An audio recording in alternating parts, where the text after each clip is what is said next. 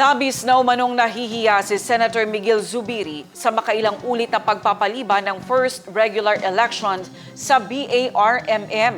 Sinabi ito ng senador sa gitna ng pagtalakay sa Senate Bill 1587 sa plenaryo ng Senado araw ng Martes.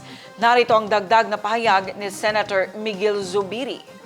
Once again, this is our fourth postponement and this needs to be the last postponement. Ilang beses ko nang sinabi yan, nahihiya na po ako. Actually, para akong sinungaling dahil sinabi na po natin last. Hindi naman po natin nakita na magkaroon ng COVID-19.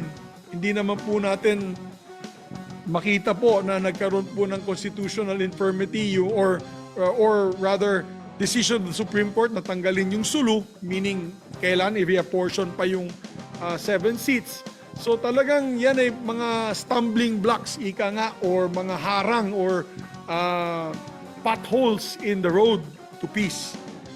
But sana po, as I said, sana po ito na pinakahuling postponement. That is why we have taken every care in choosing this September date. Upon consultation with the COMELEC, the officials of the Bangsamoro Transition Authority, local government officials, legal luminaries, and peace advocates and watch groups.